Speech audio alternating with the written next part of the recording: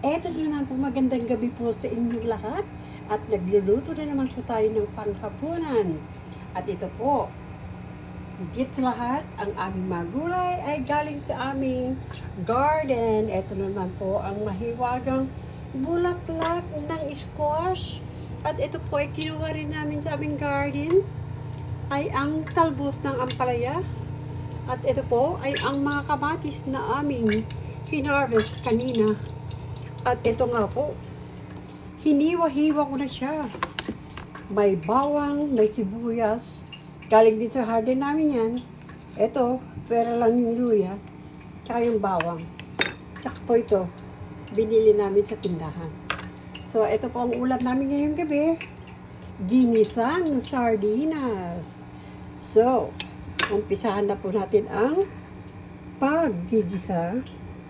Unahin natin yung sibuyas at mainit na po yung mantika. Ay, sibuyas. Mistake. Bawang pala, bawang. Magpapanto tayo dahil tumatalsik. At isusunod na po natin yung luya at saka ay, ano pa naman yan? Walang tagahawak ng camera. Yan. At tumutunog po talaga. Parang tunay na siya. Kung magpatunog ng ginigisa. Ayan po. Ilagay na natin. Ay. Muntik nang matawid. Ano ba yan? Hindi marunong magluto. So, ayan na nga. Pagbigyan na nga, lagyan na nga natin lahat. Ganyan. Para matapos na yung problema. So, ayan. Maski po yung sardinas ay may tomato sauce, nilagyan ko pa rin po siya ng bagong pitas na kamatis namin. Masabi lang na kasama siya sa aming hapunan. Ngayon, ito po, dahil yung tangkay ng kuwasa ay medyo matigas-tigas, yan po ang unahin kong igigisa para lumambot po siya bago ilagay yung mga ibang sangkap niya. Uy, yan palang uulam na. Uy. Parang ang bango. Sana ganahan ako ng kain mamaya. Yan, isain natin ng konti yung kamatis kahit na nahiwa siya. Isain para makuha natin yung kanyang katas. O yan, iwanan muna natin siya ngayon. Huwag natin papakialaman. At para maluto siya ng maayos. O yan. Sandali na lang po ang paggisa. Then ilalagay ko yung sardinas. Tsaka yung pantimpla. O yan o.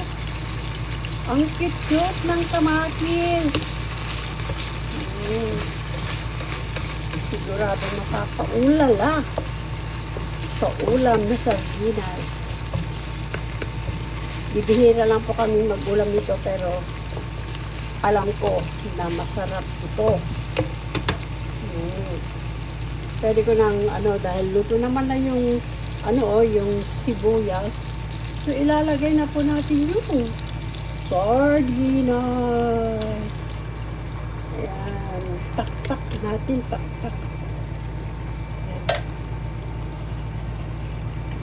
Takasan natin ng konti yung apoy at halo-haloin ng konti para ano yun, dudurugin ko kaya? Yes, durugin kasi masyadong malaki.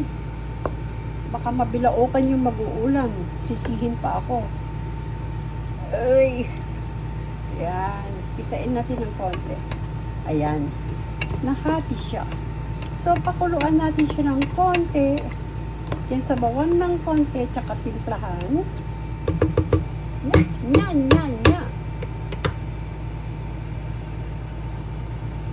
Ayan.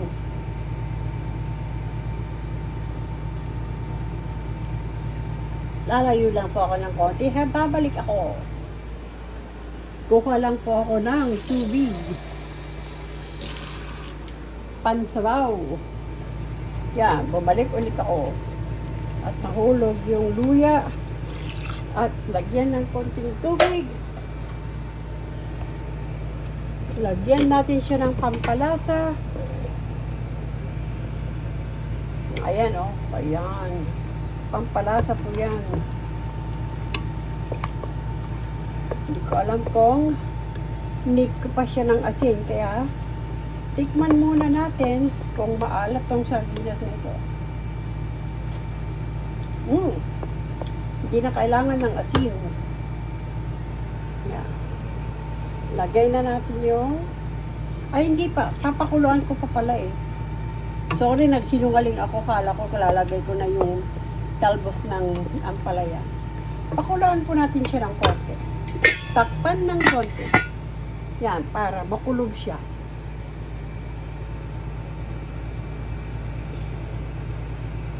Lagyan natin siya ng mga 2-3 minuto.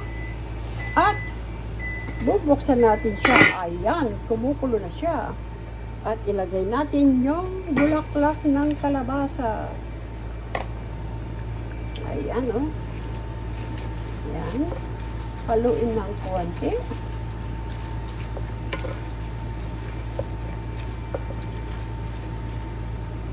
Sabay na rin yung talbos ng ampalaya.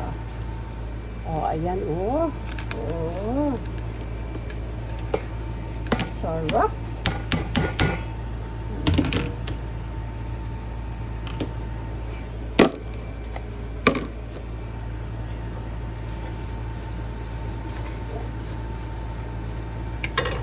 Takpan po natin siya ng konti.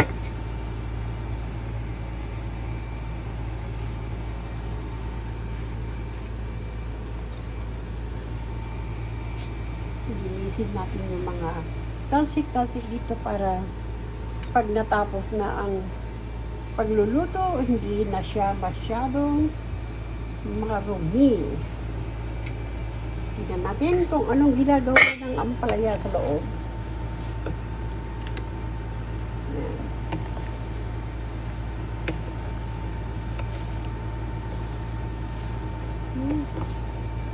Ayan.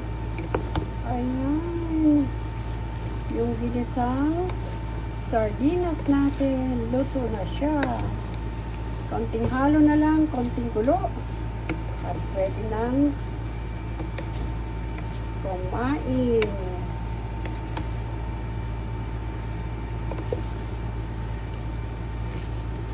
Hindi ko pa siya gilinagyan ng maraming sabaw kasi mas prefer namin yung hindi masyadong masabaw pagka mga ganitong luto na ginisa. Pag dininding, oo yun kasi hihigop ng sabaw. But this one is ginisang sardinas lang na may ampalaya at saka bulaklak ng kalabasa. O, ayan po, lutong-luto na siya. Halina, kain na po tayo. Good evening, everyone. Let's eat. Yan. Mga madiskarting ulam, pangmadalian. Libre na, masarap pa. Ayan, pinatay ko na para kakain na yung kung gusto, sino gusto kumain.